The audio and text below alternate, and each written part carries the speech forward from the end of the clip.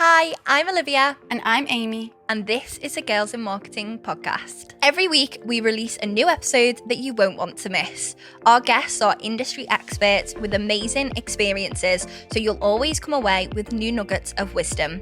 From educational and inspiring episodes covering the latest in digital marketing to casual and fun chats with the Girls in Marketing team, unpacking marketing myths and trends, we've got it all. Here at Girls in Marketing, we're all about empowering and supporting women to be the best marketers they can be through our online learning platform and community.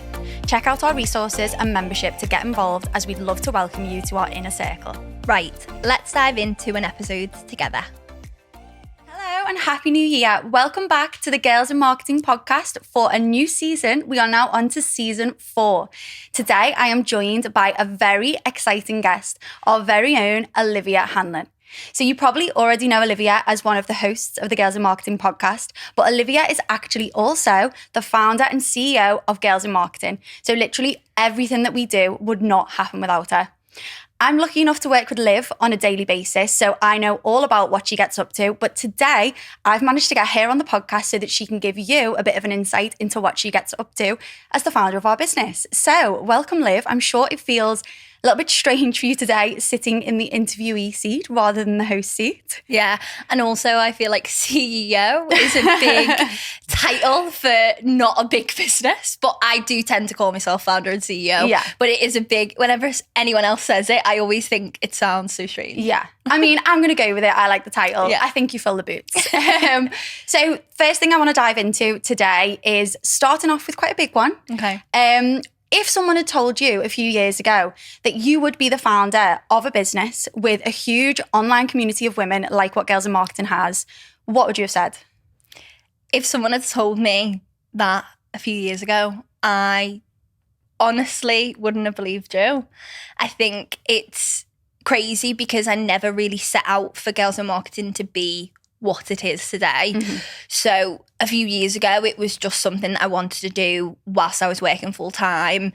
It was kind of a bit of a side project that I was just a bit of a passion project, if you will.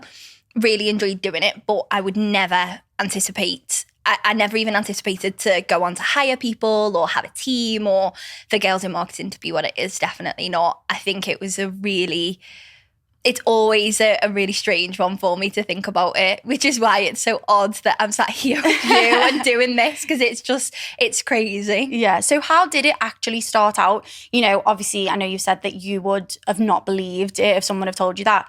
What did it start out as, and what was your initial intention for Girls in Marketing? Yeah, so let's take you back a little bit to summer 2019. I had finished university. I was working full time in an SEO and content role, and I really loved marketing, but I just didn't really want to kind of go down the path that I was going down. I love SEO and I love content, but I just felt like there was something missing for me. And I'm one of those people who just love to do something on the side, something a bit different, keep your brain active. Mm-hmm. And so I thought, you know what, I'm going to try and make more friends in marketing, because that was something else as well. Is I was very much in the position where I was in a team and I loved the people that I was working with, but there wasn't really anyone who was a similar age to me, who was a similar kind of vibe to me. I had colleagues that were great, but it wasn't anything that I wanted to kind of pursue it outside of work, if you will. So I wanted to find more friends who were marketers, who had that same passion as me. And so, I decided to set up the website, to set up the Instagram page. I'm very lucky that my partner was a web developer. He's now a software engineer, which is a different thing if you didn't know. And he was a web developer, so he helped me set up the website and everything. I just kind of decided, right, I'm going to do some kind of small events for people in the local area, so Northwest, Liverpool, Manchester, and then the dreaded kind of lockdown happened. The looming lockdown was happening in kind of January 2020, so it didn't go ahead. And I decided to take it online. And the actual reason that Girls in Marketing got so big was because I was actually rejected for a job. So I went for a job at a non-profit, and the task in the interview phase, which I know a lot of people listening will have been asked to do task interview phase before. And the task was to create a full digital strategy that was completely organic, because they were a non-profit. So they didn't they didn't want to pay for ads and stuff like that. And that wasn't really my forte anyway. So created it all, absolutely loved creating it, presented it, and I got rejected from the job, and I was absolutely devastated.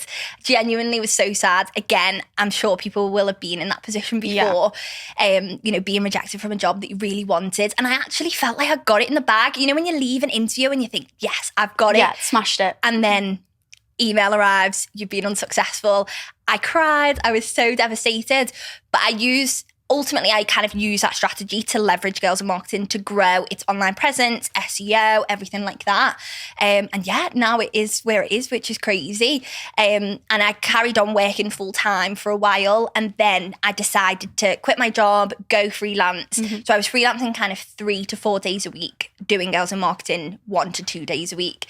And yeah, it was crazy. And then now, obviously, full time on Girls in Marketing, got the team, yourself included, which it's crazy to even think about, but I absolutely have loved every second of it. And Girls in Marketing wasn't what I thought it would be, but it's so much more than I thought it would ever be. Yeah, no, that's amazing. And, I think it's really inspirational for everyone listening because, like you say, I'm sure so many people will be able to relate to that thing of going for a job, having to do a task, putting a lot into it, really feeling like you've done your best and that it's going to be picked and, you're going to be successful, and then it doesn't come off. But I think it's a great example of turning, a negative into a positive and thinking, okay, it didn't work, but I'm not going to let it go to waste. I'm going to make something really amazing out of this and put it into my own business that I genuinely can see having a future. So that's just incredible.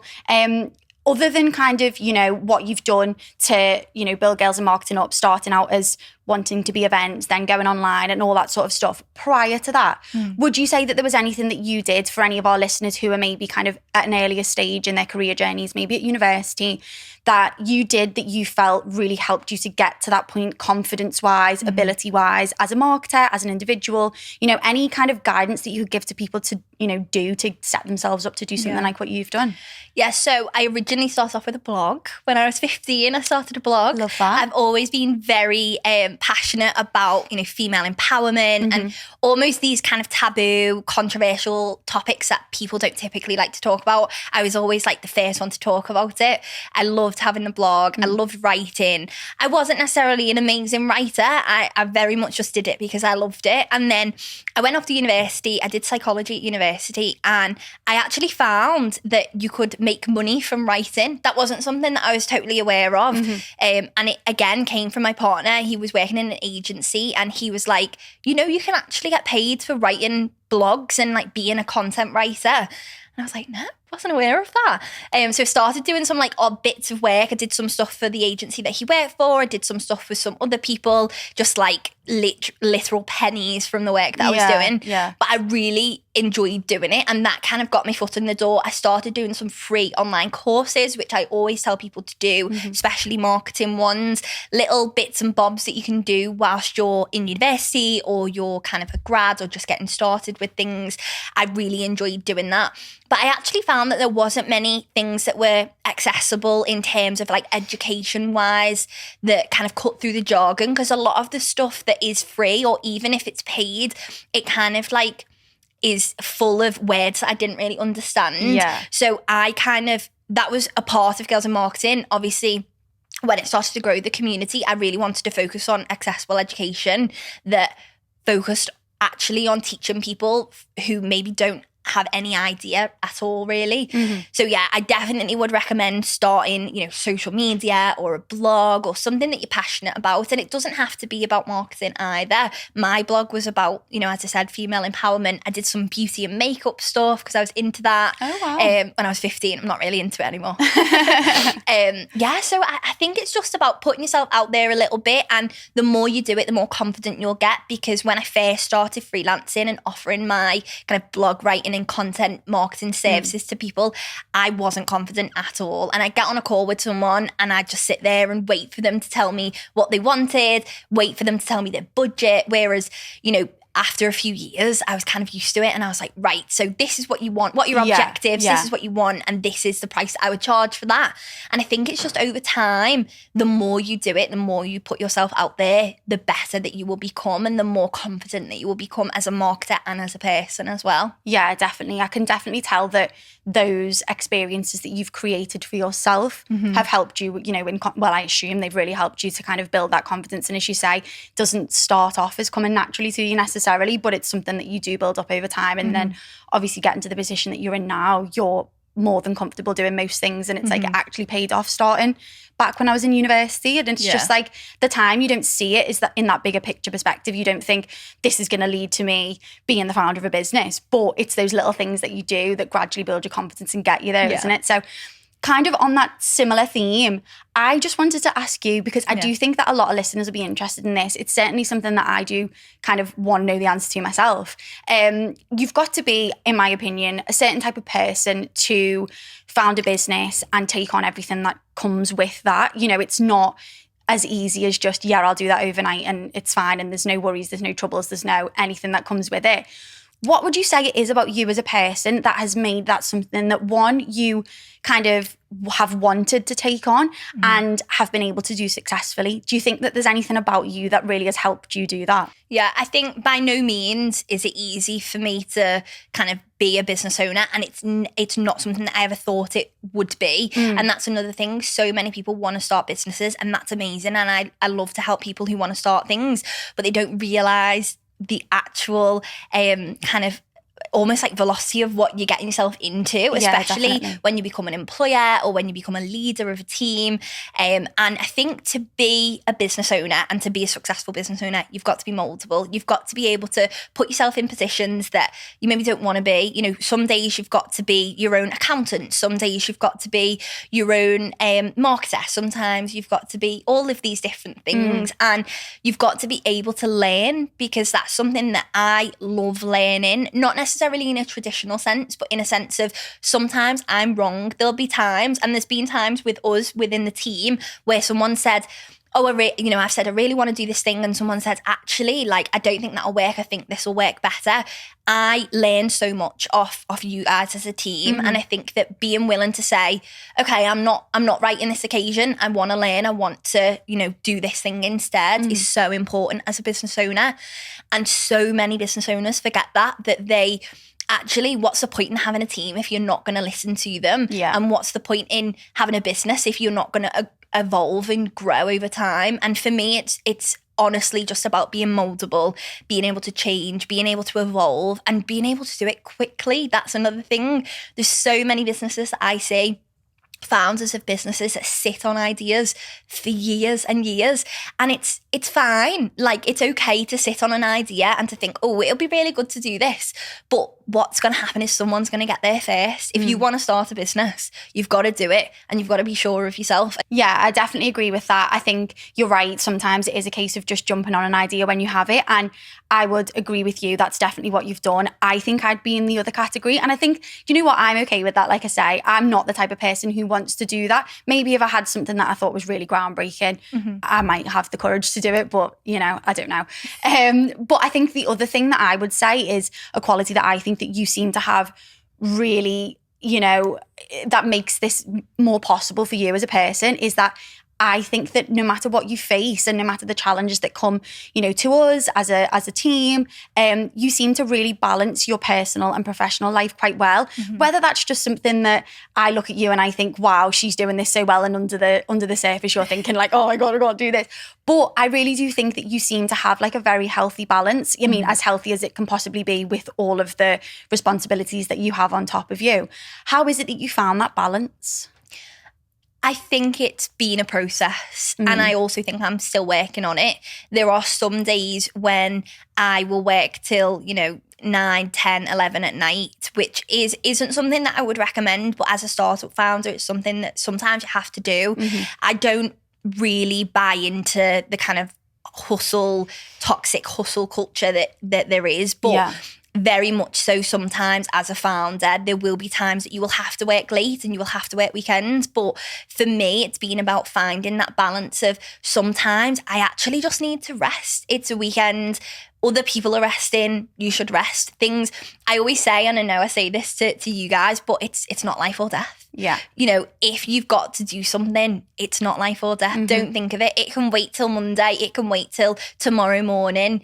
And actually, it's really helped me as a person to keep saying that to you guys and to myself as well, to say, actually, it's not the end of the world. There will be things that are urgent sometimes, but, you know, if a client calls you, this isn't something that we struggle with as a team, but I know so many people in our community say, you know, clients will call me late at night and they want to make social media changes at 11 p.m. for a post that's going out in a week. It's like, that's not life or death. And all you need to say to yourself and to that client is, okay, I understand where you're coming from and I get that we need to make these changes, but actually that isn't happening until next week. Let's just wait.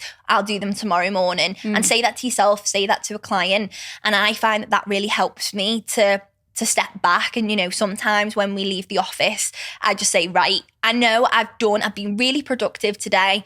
I'm going to just go home. I'm going to relax. Sometimes I'll go home, I'll open my laptop, do a little bit of something, and then I'll kind of close it and that's it. Yeah. But I always tell myself not to spend too much time on things. I've started using a tool recently called Llama Life, which is kind of a bit of a Pomodoro timer tool.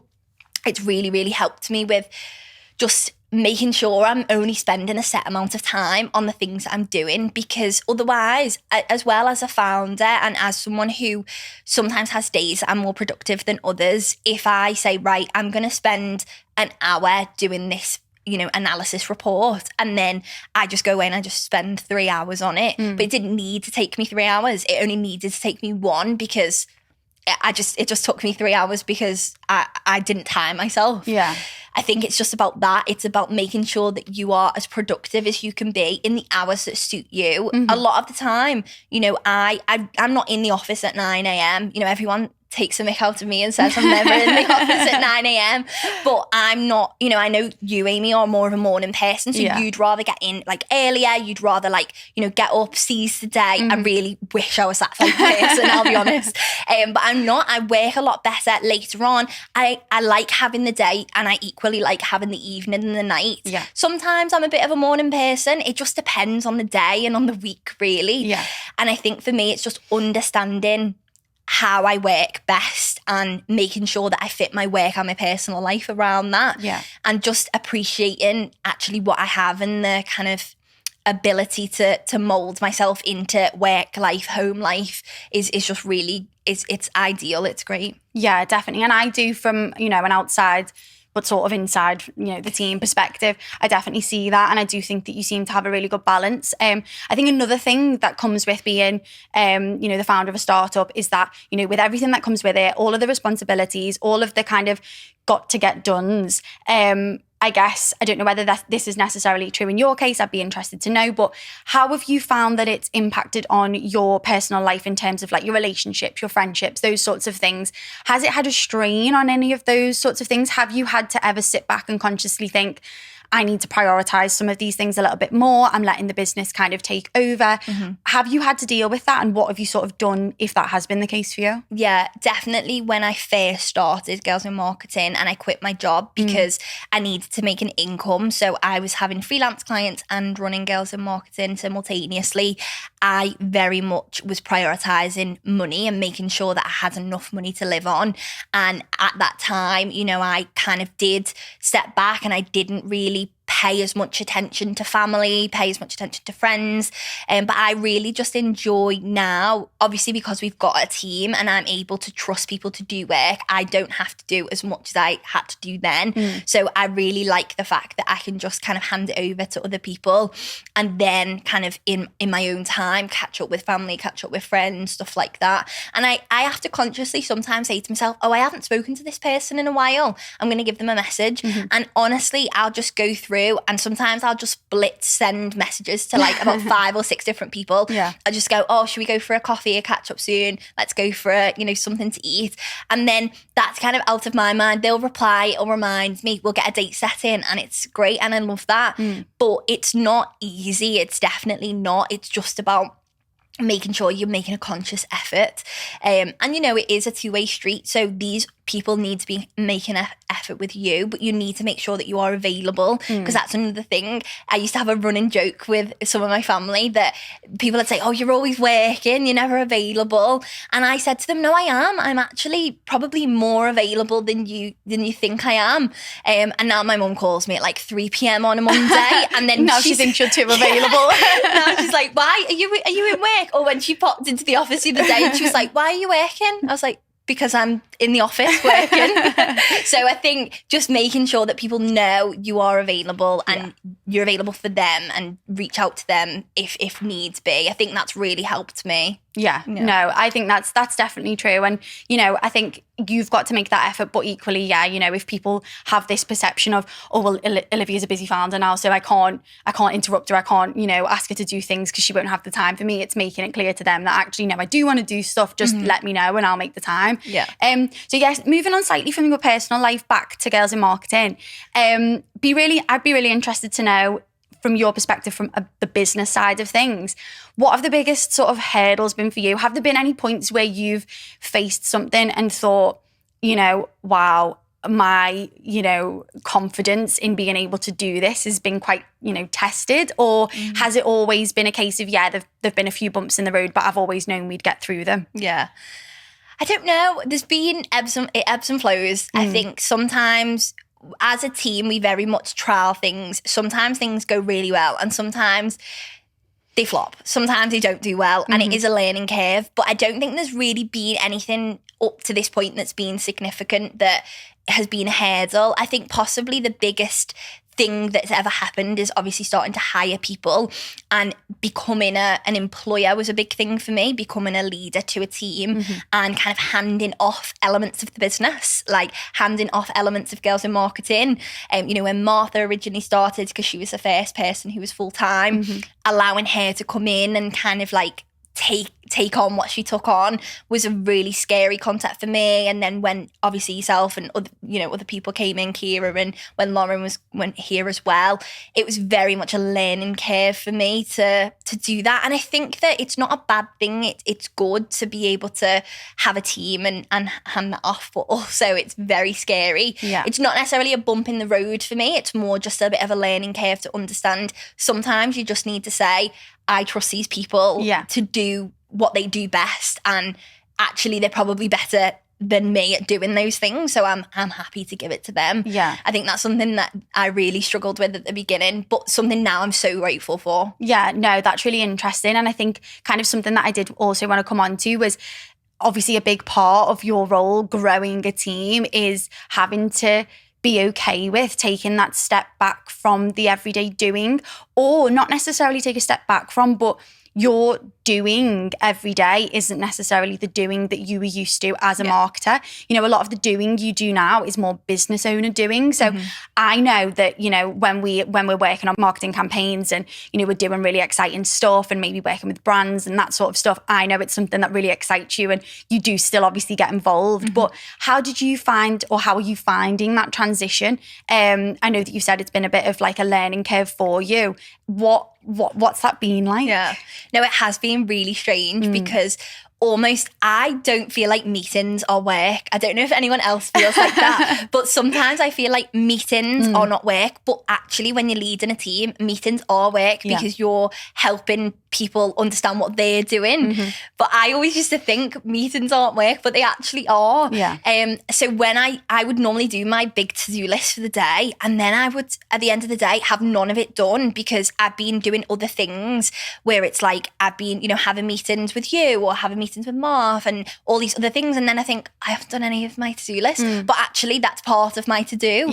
So it's something that I'm still learning all the time, is actually being more realistic with the tasks that I'm able to do, and as well taking time working from home. I know, you know, as a team we all work from home sometimes, and they're my deep focus days. I take the time, I say, right, I know if I'm in the office on a Monday, Tuesdays, I know we both love Tuesday for a deep work day, and I will go home on a Tuesday and I literally more or less won't talk to anyone because we've had the Monday to talk, to collaborate, to have the meetings. Tuesday I'm like, right, I've got this to do, all of these different things, and and I'll just really focus. And some days I don't stand up for like the morning or the afternoon. That's why I started wearing my Apple Watch more, because it's like, stand up. Yeah. So I'm making a conscious effort to do that, but I will just sit there and I'll just really deep focus. I've got Llama Life on and I'm absolutely smashing out the work. But I think it's just about being realistic with your to-do list, because that is something I'm working on all the time. Yeah, definitely. And like you say, those meetings and those things that you maybe didn't used to think were work, actually you're facilitating the rest of the team being able to do their job effectively. So it is still such a productive thing to do, isn't it? It just maybe doesn't feel like a tick on your to-do list, but it actually is helping people tick off stuff on theirs. So yeah, that's really interesting. But kind of in terms of you being a leader then, I know that everybody is a completely different type of leader. To some people it comes really naturally. To some people it's like a real step change in what they've been used to and how they're used to kind of working as an individual. What sort of leader do you try to be? Like, how do you want to be perceived by the team? What sort of values do you want to make sure that you're kind of emanating as a leader?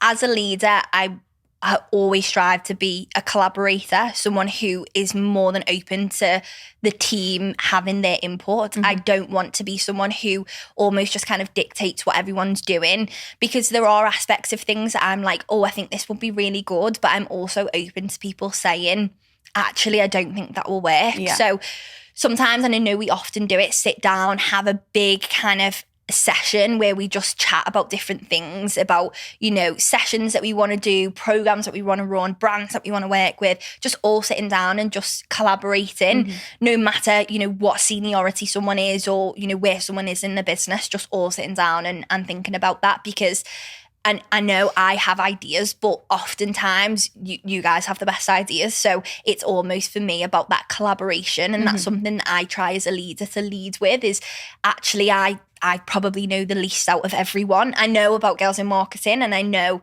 you know, aspects of marketing from SEO and content, but actually now, because I've spent so long kind of being the leader, it's almost like, actually, I trust you guys to do what you do best. Yeah. So yeah, I think it's about collaboration, and values for me as a leader is very much transparency, honesty, you know, openness with the team, because that's something that I see a lot of leaders not doing. People often say, oh, I'm so transparent with the team. And I'm like, but are you though? You're not. Like, you know, you're still hiding figures from them. You're still not telling them, you know, these different things. And you will know I'm so open with, you know, financial figures. I'm so open with what's happening in the business and stuff like that. And, you know, it's not that I'm coming in and I'm saying these are my financial burdens or anything like that, but it's almost like, so you guys understand how the business is running as well. And that helps me, because that allows me to be transparent and open, so that when we have amazing wins, everyone knows it's an amazing win, and it's not just a win because it's not my win, because everyone's been a part of that. So for me, it's just about making sure that everyone knows, you know, the ups and the downs, but not being too much of a Debbie Downer and saying, oh, this is anything. But we are quite lucky, because it's not something that we've struggled with where I'm like, oh, we're really struggling or anything like that. So it's almost for me just being about transparency and openness, and that's something that I want to continue with, because that's just something that I lead with as a person as well as a leader. Yeah, definitely. And you know, I feel like I can vouch for the team and speak for the team in saying that we all definitely do know that. And, you know, it's a great way of working from our perspective, being involved in the business kind of in that capacity. So as it's January, it's a new year. Yeah. It's the universally acknowledged time for setting goals, new starts, all that sort of stuff. I've got to ask you, do you have any goals for this year? We'll start with personal goals. Okay. Do you have any personal goals for this year that you want to achieve? Yeah, I think going back to what we were saying about kind of work-life balance, not necessarily work-life balance, but more just understanding that, like, getting up early, that's something I want to do more. I want to kind of get up a little bit earlier. And like today, I got up, it was like, you know, early, it was 6 o'clock. I was like, 6 o'clock? I know. I never thought I'd see the day. So good, I know. What can I say? So 6 o'clock, I was like buzzing, but I went to bed a bit earlier because I'm quite a bit of a, and my partner would hate me saying I'm a night owl because he says you're not a night owl at all. But I kind of stay up sometimes till like about midnight. And I know for a lot of people that's average, but I also know for a lot of people that that's quite late. Yeah, that's late for me. But I know I need 7 hours sleep, right? 7 hours, that's all I need. I know I need it. And then I'm I'm fine. So I said to myself last night, I'm going to bed at 11 o'clock. So I got in bed about kind of 10:30, 11, and I was gone away. I'm someone who falls asleep really quickly. So by 11 o'clock, I was gone. So I knew that I could get up at 6 o'clock. And at 6 o'clock, I was wide awake because all I needed was those 7 hours. So yeah, getting up earlier is one of my New Year's resolutions. I will monitor that. I'll be holding you to that one. Yeah, I think just being realistic as well. I know I'm not going to get up every day at 6, but 7 is where I'm starting right now. I want to try and be an early riser at 7 o'clock. Yeah. And then I think another thing, is definitely personal life and just making a bit more of an effort with people, being the person that reaches out and just kind of like follows up with people, make sure people's okay. Because sometimes people just won't reach out to you when they're struggling. And just continue to kind of do what I'm doing now. Because I don't really think there's many things that I really want to do other than just like improve on what I'm already doing. Yeah. And just kind of like little tweaks and stuff like that. My New Year's resolutions are never, I want to change the world or anything like that. I know sometimes people are, but for me, it's just like little tiny things that just would be a bonus. Yeah, and I think as a marketer, your own goals are always going to be smart. You're never going to go out there with something unrealistic, not measurable, not achievable. It's always going to be something that you can actually do with small changes. You're not on top of building a business. It's not likely that you're going to all of a sudden become like, an amazing professional ballroom dancer overnight. Like you've got to be quite realistic. But then on the other side, any big goals for Girls in Marketing as a business? Any little kind of sneak peek upcoming that you can share with us? So we spoke about this before and I was like, what can I share? What can I not share? So in terms of Girls in Marketing, we've got a lot of amazing plans. We've got some main objectives next year and one of them is to improve member experience. And we really want to make sure we obviously have our membership and if you're listening to podcasts, you might be aware of the membership by now, but we want to really increase and just have that as an amazing platform, just increase member experience because we've got some amazing members and I've heard some absolutely unreal stories of members just being amazing, getting promotions, kind of getting salary rises, all those sorts of things. And I love stuff like that. That's what wakes me up in the morning, in all honesty. Not at 6 a.m. though. That's my alarm. Not quite that early. And I think for me, it's just about improving member experience. And that's something that we're going to really try to do. And we've got some really big plans, but that's all I can share. That's all I've been told that I can share. Okay. Been told by yourself? The rest of the team? Yeah. It's a bit under wraps, but I think that's enough to keep people... Little nuggets. Yeah, I like that. There's definitely more to come. I don't think it's going to be long either until people start to see, some of the changes that we're making. So I think that's really, really exciting. Amazing. Well, I'm really looking forward to that. So before we finish and before we wrap up this episode, which has been very long overdue in my opinion, and I hope people have really enjoyed, the last question that I want to ask you is, I know that there will have already been so many of them, like we've already kind of discussed during this episode, amazing achievements that you've had so far. If there was something, a particular achievement or, a particular thing that you could say is a standout from, throughout your journey so far with Girls in Marketing, what would you say is your biggest achievement? That's such a difficult question. I feel like for me, it's all the little things, it's inside and outside. It's the stuff that goes on within the team. It's being able to, bring on like new people, bring on new talent and be able to like train them and have them like be amazing. But also it's about, seeing the impact on the community, the people that we impact, the salary, the jobs that we get people, the salary rises, not the jobs that we get people, but the jobs that people get for themselves, that we help them get. It's been loads of different things. Hosting events has been a big thing for me, really big achievements. We had our first ever in-person event and then now we're doing member events, which is amazing. So I think it's just been so many different things. I know you said think of one, but I can't. I feel like there's so many things in of it, but it's just been an absolute whirlwind, but I would not change it for the world. Yeah, amazing. Well, thank you so much for this episode and I hope everyone enjoys it. Thanks so much for joining us for another episode of the Girls in Marketing podcast. We love hearing from you, so if you enjoyed this episode, leave us a review to let us know your thoughts and make sure you hit the subscribe or follow button to be the first to hear when our new episodes released. Don't forget, if you want to get involved with Girls in Marketing, check out our membership to join our incredible community of marketers.